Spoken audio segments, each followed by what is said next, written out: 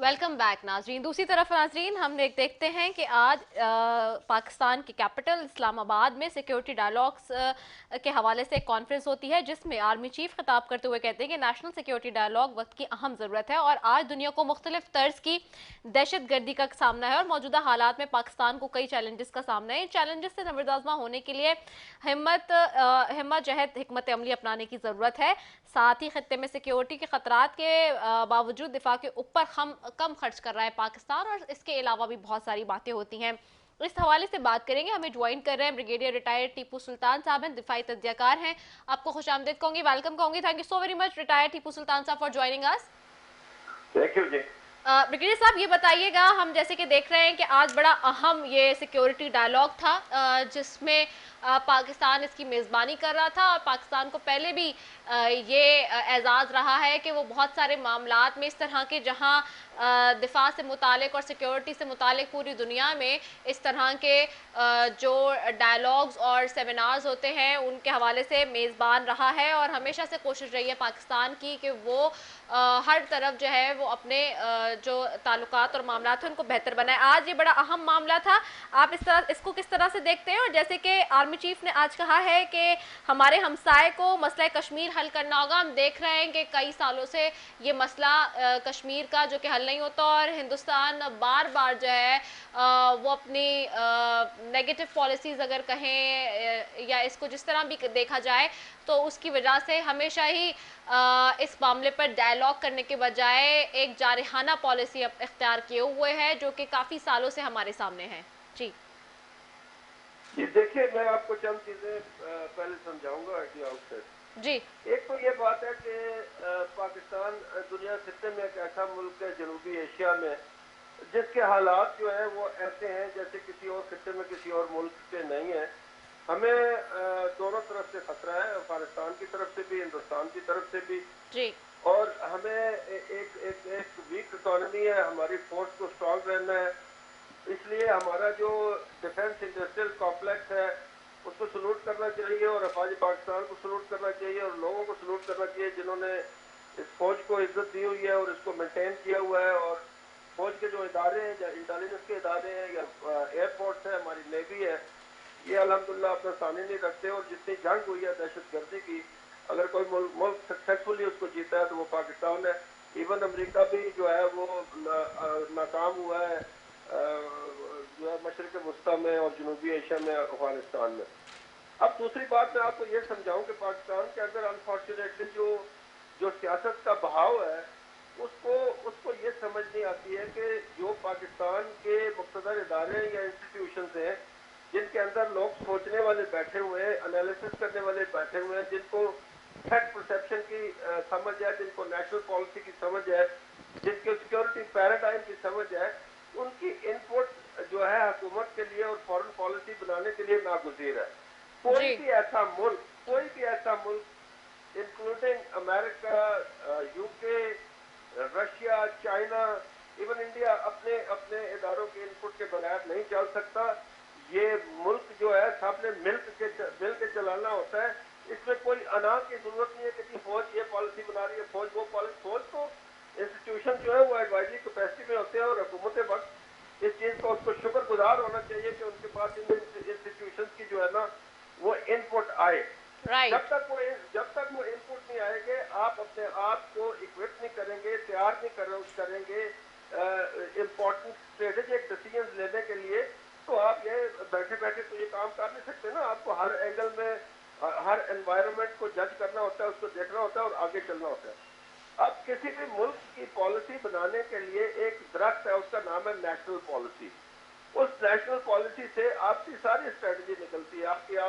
आपकी जो है वो डिफेंस स्ट्रेटजी निकलती है, फॉरेन स्ट्रेटजी निकलती है, फॉरेन पॉलिसी निकलती है, एजुकेशन निकलती है, इकोनॉमिक्स निकलती है, हर चीज है। उसके साथ आपको कंबाइन करना पड़ता है एनवायरनमेंट को।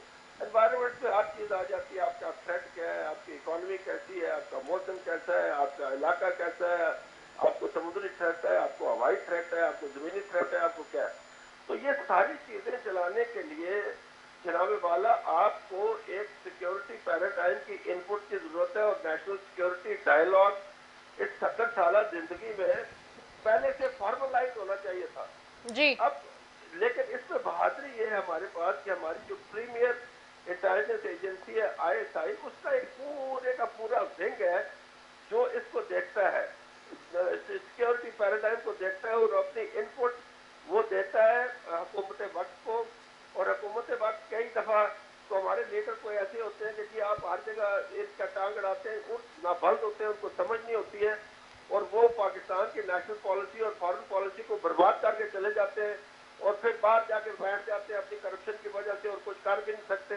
और लोग इतने बेवकूफ हैं कि उनको समझते नहीं है, फिर भी उनके पीछे लगे रहते हैं। राइट। तो इसलिए ये इदारा बनना मेरे ख्याल में ये वजीर आजम की और ये आर्मी चीफ की और हमारी सर्विसेज जो है और इंटेलिजेंस इदारे जो है उनका ये बहुत एक मुस्बत कदम है इस तरफ कि हम जो है ना इसको फॉर्मल तरीके से देखें और डिसीजन ऐसे लें जो फुल प्रूफ हो। ये यूटोपियन वर्ल्ड नहीं है, इसको आप अच्छे और बुरे की तमीज में सिर्फ नहीं देख सकते। एट इंटरनेशनल लेवल आपके म्यूचुअल इंटरेस्ट होते हैं, आपकी पॉलिसी होती है, आपकी थ्रेट परसेप्शन होती है, आप अपनी कैपेबिलिटी उसके मुताबिक बनाते हो फिर आगे चलते हो। सही, आप सही कह रहे हैं ब्रिगेडियर रिटायर्ड टीपू सुल्तान साहब। आज भी मैं यही देख रही थी जो आप कह रहे थे, जो कुछ नाकदीन और जो कुछ हमारे दीगर जो सहाफ़ी हैं वो आज भी इस जी की जब डायलॉग की पूरी टेबल की एक तस्वीर जो आज मैं सोशल मीडिया पे देख रही थी चल रही थी जिसपे वो बड़ी तनकीद कर रहे थे कि जी वो वाला इस पे मुहावरा याद आया है कि बाराने वाला खाया पिया कुछ नहीं ग्लास तोड़े बाराना वाला। वो इस तरह के नाकदीन जो है वो इस पे तनकीद कर रहे थे, जबकि ये बहुत ही हसास और बहुत इंपॉर्टेंट अहमियत का हामिल है ये मामला। और इस तरह के डायलॉग, सिक्योरिटी डायलॉग्स बहुत ज़रूरी हैं क्योंकि हम ये देख रहे हैं जैसे कि आज आर्मी चीफ ने भी इस तरफ निशानदेही की है ख़ासतौर पर कि जो बजट का मामला है, जो बाकी सारी मामलात हैं और ख़ासतौर पर मसला कश्मीर का जो इशू है जो हम देख रहे हैं 70 साल से ज़ायद का अरसा गुजर चुका है, हल होने का नाम नहीं लेना। और भारत ने तो बहुत ही मनफी प्रोपेगेंडा और जारहाना अपनी पॉलिसीज का तसलसल रखा हुआ है जो किसी तौर से काबू नहीं आ रहा है। जी बात यह है जी कि ये बहुत अच्छी बात है कि लोग जो है इसमें एजुकेट हों और लोगों को ये पता चले कि ये जो डायलॉग है सिक्योरिटी का और ये जो फॉर्मल डिसीजन आप करने जा रहे हैं ये जो होते हैं ये क्यों मुल्क के लिए ज़रूरी है। इसके अंदर ज़ाती मफादात, इसके अंदर अनाज, पॉलिटिकल अनाज, बुग़्ज़ और खामखा की अनाज जो है उससे बाहर निकलनी चाहिए ताकि ये मुल्क जो है जिसको इससे खतरात हैं, ये इसकी एक पिक्यूलियर लोकेशन है। We are at the jump off point of connectivity जो कि चाइना हमसे ले रहा है, यहाँ से गवादर का मामला है, सी पैक का मामला है। दूसरी तरफ आपको ये पता होना चाहिए कि अमेरिका की ये फुल कोशिश है कि इंडो पैसिफिक जो रीजन है या साउथ चाइना सी है, मलाका स्ट्रेट से लेकर सुएज कैनाल तक जो नेविगेबल ईस्ट और वेस्ट की जो चीज़ है उस पर उनका कंट्रोल रहे। और चाइना की कनेक्टिविटी ना ये बहुत ज़्यादा ज़रूरी है लोगों को जानना कि ये क्यों ज़्यादा ज़रूरी है ताकि उनको जो गुमराह करने वाले लोग हैं, जो अनपढ़ सियासतदान है या अनपढ़ लीडर है या ऐसे लोग हैं जिनको समझ नहीं है उनको समझ आए। तो ये बहुत ज़्यादा ज़रूरी है इस कौम को बताना कि why is the national security dialogue and security paradigm and the national policy जो कि बनानी है आपने करेक्ट लाइन पे वो क्यों ज़रूरी है। ये अशद ज़रूरी है और ये एक बहुत अच्छा कदम है। देर आए दुरुस्त आए, इसको बहुत पहले हो जाना चाहिए था, अभी ये हुआ है अल्हम्दुलिल्लाह। देखिए आगे क्या होता है। अच्छा, ये भी बताइएगा, आपसे मैं ये भी जानना चाहूँगी ब्रिगेडियर साहब, हमें ये भी बताएं कि चूँकि हमने देखा कि पहले वज़ीर आज़म इमरान खान साहब ने भी 3 से 4 मरतबा बल्कि ज़ायद मरतबा मुख्तलिफ फोरम्स पे ख़िताब करते हुए भारत को इस बात की जो है वो इस बात की दावत दी कि जी आप आएँ और आके डायलॉग करें मसला कश्मीर के मामले पे, क्यों ये जंग है, क्यों हम जो है वो एक दूसरे के खिलाफ इस कदर खड़े हुए हैं। लेकिन उसके बावजूद हमने देखा जो भारत ने अपना एक शरपसंदाना, एक दहशतगर्दाना रवैया अख्तियार कर रखा है और जिस तरह से कर्फ्यू नाफिज किया हुआ है कश्मीर के ऊपर, मकबूजा कश्मीर पे, वो हम सबके सामने है। लेकिन आज हम देख रहे हैं आज ये थोड़ा मुख्तलिफ है कि यहाँ पे आज आर्मी चीफ ने इस बात की दावत दी है डायलॉग की। आप देख रहे हैं कि वहाँ से क्या इस बात को अब एक्सेप्ट किया जाएगा, क्योंकि अभी तक तो वो लोग जिस तरह से अपनी दहशतगर्दाना और जारहाना पॉलिसीज़ हैं उसी के तसलसल को बरकरार रखे हुए हैं। ये बड़ी इम्पोर्टेंट बात की आपने। देखिए बात यह है कि हिंदुस्तान की हुकूमत की जो बुनियाद है और उनका जो कमांड है और उनको हजारों साल का पीछे जो फियर है, जब मुसलमानों ने उन पर हुकूमत की और मुख्तलिफ लोगों ने, आर्याओं ने आके उनको तबाह बर्बाद किया। हिंदू जो है वो सब कॉन्टिनेंट में कभी भी ओवरऑल पावर में नहीं थे, अभी इनको पावर मिली है और अभी इन्होंने बिल्कुल अपने अपने आप को हिंदुत्व में बंद कर लिया है और बाकी बाकी लोगों पे ये जुल्म करते हैं। असल में पाकिस्तान की जो पॉलिसी है, अब पाकिस्तान ऐसे टेक ऑफ पॉइंट पे है कि ठीक है, हिंदुस्तान एक इम्पोर्टेंट मुल्क है, एक बड़ा मुल्क है, हमारा हमसाया है, उसके मुतल्लिक हमें कुछ पॉलिसियां बनानी है, लेकिन आई थिंक ये it is about time that we should break away from all the stupid approaches जो कि हिंदुस्तान ने रवा रखी हुई हैं। जो उनका कमांड था वो खाक में मिला था कि जब वजीर आजम आए, जब ये इलेक्ट हुए तो अभी इन्होंने चार्ज भी संभाला था और जो इन्होंने पहली तकरीर की, उन्होंने कहा कि अगर हम हिंदुस्तान एक कदम उठाएगा पीस के लिए तो मैं 2 कदम उठाऊंगा। लेकिन उन्होंने जवाब जो उसका दिया आपको पता है। और फिर जब उन्होंने अपनी एरोगेंस दिखाई बालाकोट के ऊपर, तो इमरान खान ने उनसे प्रॉमिस किया कि वी विल स्ट्राइक बैक, अगर आप ये करेंगे तो हमें आप पे हमला करना पड़ेगा जवाबी, और उन्होंने किया और सारी दुनिया ने देखा। तो अभी हमें हिंदुस्तान हमारा कुछ नहीं बिगाड़ सकता। हमारी जो डेवलपमेंट है, हमारी जो तीनों सर्विसेज की इंटर ऑपरेबिलिटी है, जो हमारे पास टेक्नोलॉजी है, हमारा जो डिफेंस इंडस्ट्रियल जो कॉम्प्लेक्स है और हमारी जो वेपन सिस्टम है, चाहे वो स्ट्रेटेजिक हो या चाहे वो टैक्टिकल हो, उसके ऊपर हिंदुस्तान के पास कोई जवाब नहीं है। तो we should break away from their dialogue. अगर उनको ये समझ नहीं आ सकती तो पाकिस्तान उनको कह रहा है कि हमारा जो अमन का रास्ता है वो कश्मीर के सोल्यूशन के थ्रू है। वो हमेशा ये कहते हैं कि जी पहले आप CBN करें, कॉन्फिडेंस बिल्डिंग करें, बॉर्डर खोलें, हमें एक्सेस दें अफगानिस्तान तक। ये सब झूठ है। हमें बिल्कुल नहीं करना चाहिए, हमें इसको लिंक करना चाहिए कश्मीर के साथ। और मैं बिल्कुल एग्री करता हूँ शाहबाज कुरैशी से और वजीर आजम से, और बिल्कुल एग्री करता हूँ जो आर्मी चीफ ने आज कहा है। लेकिन पाकिस्तान अब एक इम्पोर्टेंट प्लेयर है दुनिया में। पाकिस्तान ने अपनी जंग जीती है, पाकिस्तान ने अमेरिका को ये पावर कराया है कि तुम्हारी पॉलिसी जो जनूबी एशिया में थी अफगानिस्तान में, वो फेल हुई है, और अगर आपने यहाँ से निकलना है और अगर आपने यहाँ पे कुछ कामयाबी हासिल करनी है तो पाकिस्तान के बगैर वो नहीं हो सकती। और पाकिस्तान उनको बता रहा है कि इसके अंदर हिंदुस्तान जो है उसका रोल एक स्पॉइलर के अलावा और कुछ भी नहीं है। तो मेरे ख्याल में पाकिस्तान को अब इस चीज से आगे निकलना चाहिए और पाकिस्तान को इसको ब्रॉडर जो है उस स्पेक्ट्रम में देखना चाहिए। और ये नेशनल सिक्योरिटी डायलॉग जो है इसकी तरफ एक बहुत अच्छा कदम है। ये आप किस तरह इसको भी देखते हैं ब्रिगेडियर रिटायर्ड टीपू सुल्तान साहब? ये भी बताइएगा कि खत्ते में अमन के लिए ये आज जो सिक्योरिटी डायलॉग हुआ है वो कितना मौसर कुन साबित होगा, खास तौर पे क्योंकि हम देख रहे हैं कि पुरअमन तौर पर हमेशा पाकिस्तान अपनी पॉलिसीज़ भी सामने लेकर आता है, हमेशा दावत भी देता है डायलॉग की, लेकिन इसके बावजूद सामने से जो रिएक्शन है वो बहुत ही डिसअपॉइंटेड रिएक्शन है। और आज भी हम देख रहे हैं कि एक तरफ जहां आर्मी चीफ ने जनरल कमर जावेद बाजवा साहब ने ये बहुत ही ज़बरदस्त किस्म की ख़ासतौर पर ऐसे क्रूशल टाइम पे जहां हमारे सामने हम देख रहे हैं कि निहत्ते मकबूजा कश्मीर के लोगों पे, वहाँ की आवाम पे भारत ने जुल्म बर्बरियत के पहाड़ ढाए हुए हैं, उसके बावजूद जो है वो दिल पे पत्थर रख के एक तरीके से उन्होंने आज फिर डायलॉग की दावत दी है। लेकिन उसके बावजूद आज भी वो उनका घुमंडाना रवैया, वो नेगेटिव प्रोपेगेंडा सामने से आ रहा है, बजाय इसके कि इसको वो एक्सेप्ट करते।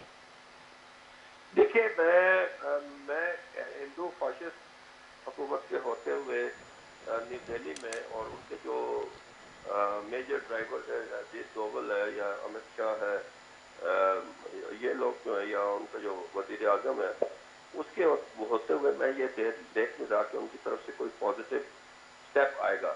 लेकिन मैं ये जरूर समझता हूँ कि हिंदुस्तान के अंदर जो लिखने वाले हैं, जो नक्कात है, जो स्ट्रेटजिस्ट हैं, जो पॉलिसी के ऊपर कमेंट करते हैं, जो फैसिलिटेटर्स हैं, जो ओपिनियन मेकर्स हैं, उनमें ये इंक्रीजिंगली ये चीज आ रही है कि आपको पाकिस्तान के साथ अमन करना चाहिए। हिंदुस्तान मजबूर हो जाएगा, उसके पास और कोई चॉइस नहीं होगी other than to negotiate with Pakistan.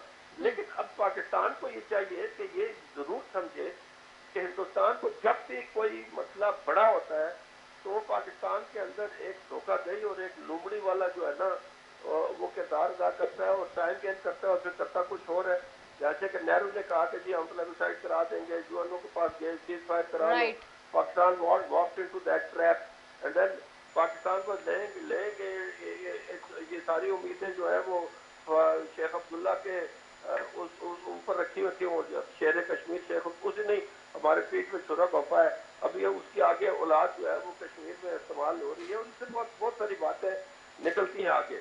Hindustan जो है उसका रवैये में अनाउंस नरमी जरूर आई है कि मैं एनओसी के ऊपर जो है वो सीज फायर करता हूँ, ये करता हूँ, but we have to remain cognizant of the fact that India will always want to dominate Pakistan. देखिए वो पाकिस्तान को उसी तरह पाकिस्तान से बिहेव कराना चाहता है जैसे बाकी पहले, वो तो हो नहीं सकता, सवाल ही पैदा नहीं होता। अब वो बैठ के अमेरिका की झोली में जाके, और ये जो 4 मुल्क हैं जिसमें जापान को उसने इकट्ठा किया, अमेरिका ने ऑस्ट्रेलिया को इकट्ठा किया, साउथ कोरिया को इकट्ठा किया, हिंदुस्तान को इकट्ठा किया है, जो कि इनके चमचे सारे साउथ पैसिफिक ओशन के, इंडो पैसिफिक के लिए, मलाका स्टेट की ट्रैफिक के लिए, तो ये कामयाब नहीं होंगे। अब चीन वो चीन नहीं है जो चीन जो है 60 की दहाई में था या 70 की दहाई में था। ये 2021 का चीन है और इस चीन के साथ आप वो जो है ना लूडो नहीं खेल सकते। They know what to do. और पाकिस्तान को भी इस चीज की समझ आ गई है कि पाकिस्तान को मगरब की झोली से निकल के अपना झंडा खुद अपने आप में हाथ में थाप के आगे जाना चाहिए। तो आप इस चीज की फिक्र न करें कि हिंदुस्तान के अंदर जो है वो किस तरह की पॉलिटिक्स हो रही है। मेरे ख्याल में इमरान खान स्लोली ग्रेजुअली बहुत ज्यादा कामयाब हुआ। देखिए जब बालाकोट की स्ट्राइक हुई उसने कहा कि आई विल हिट बैक, और हम क्या थे तो and we have given them a big surprise, जो हमने वादा किया था। जी नहीं, सरप्राइज के अलावा उनके 2 जहाज अंदर दोनों गिरा लिए। वो झूठ बोल बोल के लोगों को कन्विंस नहीं कर सकते, उनके अपने लोग कहते हैं आप झूठ बोल रहे हैं। तो इसलिए फिक्र की जरूरत नहीं है। ये जो शुरुआत हुई है आज इस्लामाबाद में नेशनल सिक्योरिटी डायलॉग की, ये बहुत अच्छी है। लोग भी एजुकेट होंगे, उनको समझ भी आएगी। और जो 5th कॉलमिस्ट है, 5th कॉलमिस्ट उनको लोग कहते हैं जो अपने मुल्क में रहते, तो अपने मुल्क में मिले दुश्मनों के साथ होते हैं। तो मैं उसका नाम लेना नहीं चाहता। एवरीबडी नोज दैट इधर हुसैन हक्कानी हुआ, फिर इधर और बहुत से लोग हैं और बहुत से मीडिया के लोग हैं, प्रिंट के, टेलीविजन के, जो कमेंट्री करते हैं वो क्यों करते हैं, एवरीबडी नोज दैट। जी ठीक है, बहुत शुक्रिया। ब्रिगेडियर रिटायर्ड टीपू सुल्तान साहब हमारे साथ मौजूद थे, दिफाई तज्जियाकार, और वो कह रहे थे कि डेफिनेट सी बात है कि हमने पहले भी बाजी में भी जो प्राइम मिनिस्टर ने, वज़ीर आज़म इमरान खान साहब ने जैसे कि हाथ बढ़ाया मुज़ाकरात के लिए, और आज नाज़रीन सबसे इम्पॉर्टेंट बात यही है कि आज वज़ीर आज़म की तरफ से नहीं बल्कि आज आर्मी चीफ की तरफ से ये मुज़ाकरात की टेबल पे डायलॉग की बात करने का उन्होंने बड़े खुले दिल से जो है इस बात का इजहार किया, और भारत को एक मरतबा फिर दावत दी कि मसला कश्मीर को हल करने के लिए और मकबूजा कश्मीर के मामलात दुरुस्त करने के लिए, अगर एशिया की सिक्योरिटी के मामलात को हल करना है और खत्ते में अमन चाहिए, एशिया में अमन चाहिए, तो उसके लिए बहुत ज़रूरी है कि मसला कश्मीर हल हो, डायलॉग के साथ, बाहिमी ताल्लुकात को रखते हुए रजामंदी के साथ मुज़ाकरात हों और मुकम्मल तौर पर मुज़ाकरात हों। वेल ये बहुत बड़ी डेवलपमेंट है आज के दिन की, और ओवरऑल ये बहुत बड़ी डेवलपमेंट है इस साल की, क्योंकि ये सिक्योरिटी, नेशनल सिक्योरिटी के डायलॉग होना और इसके ऊपर आगे तसलसल के साथ ये चीज़ें चलना, ये बहुत अहम है, क्योंकि खित्ते में इस वक्त बहुत ज़रूरत है इस बात की कि जो जंग हथियारों से लड़ने की बात है उसको बंद किया जाए और मुज़ाकरात की टेबल पे मामलात को हल किया जाए। इसी के साथ जी अपनी मेज़बान निदा सैफी को दीजिए इजाज़त। पाकिस्तान जिंदाबाद।